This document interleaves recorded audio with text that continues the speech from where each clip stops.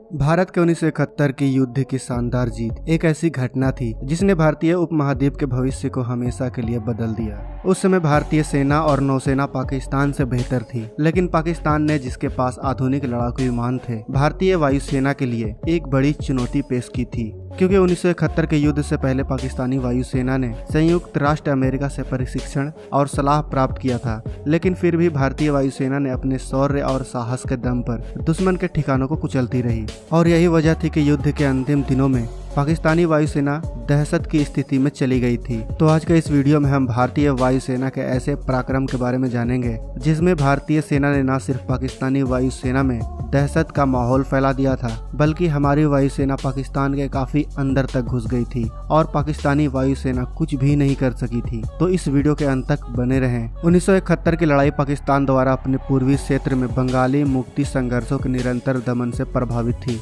जैसे ही यह दमन नरसंहार में बदल गया, वैसे ही लाखों लोग अपनी जान बचाने को भारत में शरण लेने लगे। उस वक्त यह शरण इतनी बड़ी थी कि इसको भारतीय अर्थव्यवस्था संभाल नहीं सकता था। वहीं इस घटना को लेकर पश्चिमी देशों ने अपनी आंखें बंद कर ली थी, जिस वजह से भारत के पास हस्तक्षेप करने के अलावा और कोई दूसरा विकल्प मौजूद नहीं था, जिसके परिणाम स्वरूप भारतीय सेना ने मुक्ति वाहिनी, जो कि बांग्लादेश के लिए गुरिल्ला युद्ध लड़ रही थी, उसे हथियार और प्रशिक्षण प्रदान करना शुरू कर दिया। भारत ने उन्हें भारतीय सीमा पार करने की अनुमति भी दी थी। आधिकारिक तौर पर युद्ध 3 दिसंबर 1971 से शुरू हुआ था, मगर छोटे पैमाने पर लड़ाई हफ्तों पहले ही शुरू हो गई थी। 21 नवंबर को भारतीय सेना और मुक्ति वाहिनी ने संयुक्त रूप से पूर्वी पाकिस्तान में सीमा पार करने और पाकिस्तानी सेना पर हमला करने की योजना बनाई थी। उनका उद्देश्य पिछले दिन क्षेत्र में गश्त कर रहे एक समूह पर पाक सेना के हमले का प्रतिकार करना था, लेकिन इस बात को महसूस करते हुए पाकिस्तानी सेना ने भारतीय सेना और मुक्ति वाहिनी पर बड़ा हमला बोल दिया।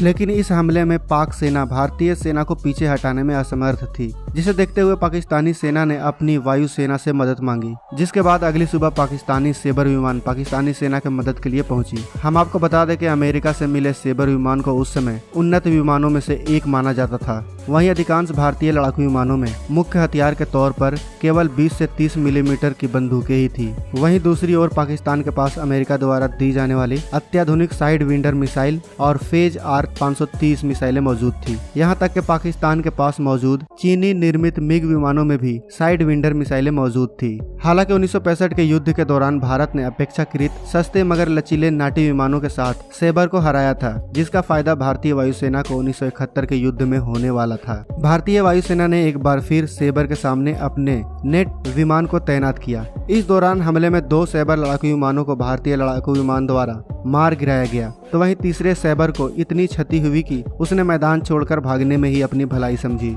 मगर अभी तो सिर्फ यह ट्रेलर मात्र भरी था, पूरी पिक्चर तो अभी बाकी थी। 2 हफ्ते बाद पाकिस्तानी वायुसेना द्वारा श्रीनगर, पठानकोट, अमृतसर में भारतीय वायुसेना के ठिकानों पर हमले के शुरुआत के साथ भारत पाकिस्तान 1971 का युद्ध आधिकारिक रूप से शुरू हो गया था। उस समय जनरल अयूब खान की रणनीति को यह लागू कर रहे थे कि पूर्वी पाकिस्तान की रक्षा पश्चिम में है। उनका इरादा पूर्वी पाकिस्तान में भारतीय प्रगति के बदले पश्चिमी भारतीय क्षेत्रों को जब्त करना था, मगर इससे पहले उन्हें भारतीय वायुसेना के स्ट्राइक क्षमता को खत्म करना था और क्षेत्र में हवाई प्रभुत्व हासिल करना था। पाकिस्तान ने दुश्मन के वायु शक्ति को निष्क्रिय करने के लिए इजरायली रणनीति अपनाई, लेकिन जब इजराइल ने हमला करने के लिए अपने 200 से अधिक विमानों का इस्तेमाल किया तो पाकिस्तान ने भारत पर हमला करने के लिए अपेक्षाकृत कम विमानों का इस्तेमाल किया।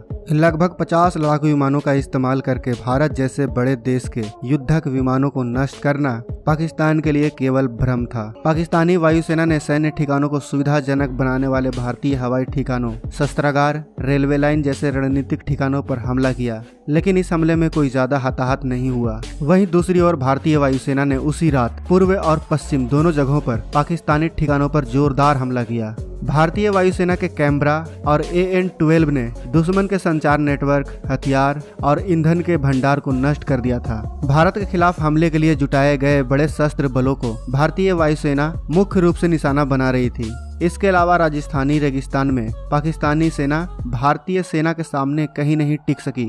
राजस्थान के रेगिस्तान में भारतीय चौकियों पर हमला करने आई 27 टैंकों को भारतीय वायुसेना ने वहीं पर मिट्टी में मिला दिया। भारतीय वायुसेना के हमले के डर से पाकिस्तान ने अपने अधिकांश विमानों को सीमा से भीतरी इलाकों में स्थानांतरित कर दिया, मगर भारतीय प्रतिक्रिया उतनी ही तेज थी जितनी पाकिस्तान को अंदेशा था।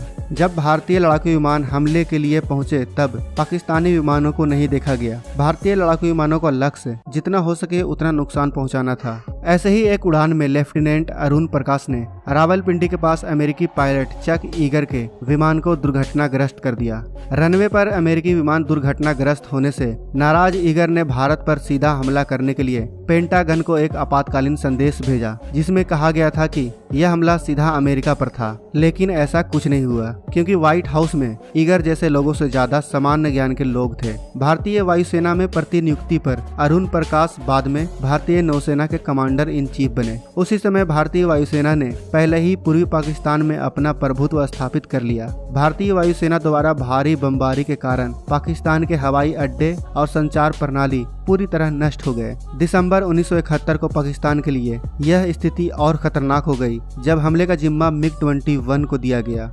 इसमें लगे 500 किलो के बम लक्ष्य पर सटीक निशाना लगाने में सक्षम थे।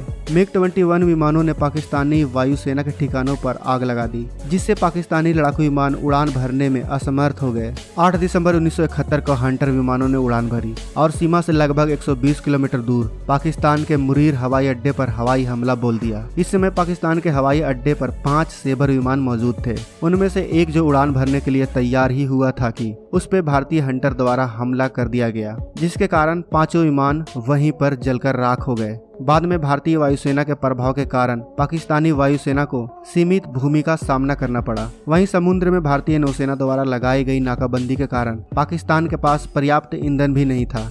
हम आपको बता दें कि अमेरिका के अनुरोध पर जॉर्डन, लीबिया और सऊदी अरब सहित कुछ अरब देशों ने पाकिस्तानी वायुसेना को मजबूत करने के प्रयास में कई युद्धक प्रयास किए, मगर इन विमानों को पाकिस्तान आज तक उन्हें वापस नहीं कर सका है, क्योंकि वह लड़ाकू विमान भारतीय वायुसेना के शिकार हो चुके हैं।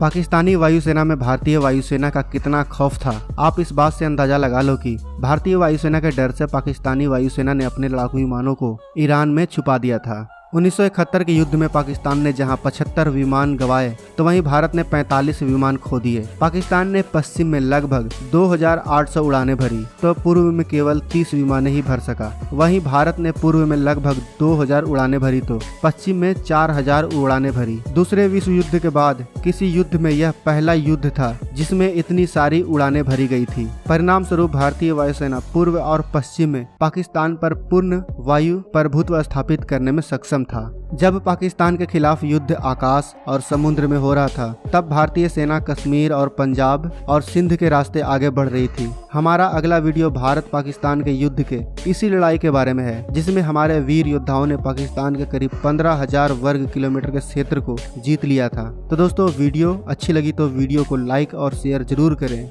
अगर आपने अभी तक इस चैनल को सब्सक्राइब नहीं किया है तो इस चैनल को सब्सक्राइब जरूर करें, ताकि आने वाली वीडियो को आप मिस ना कर सकें। मिलते हैं दोस्तों अगले वीडियो में, तब तक आप अपना और अपनों का ख्याल रखें। जय हिंद, जय भारत। और हाँ, अगला वीडियो आप देखना ना भूलें।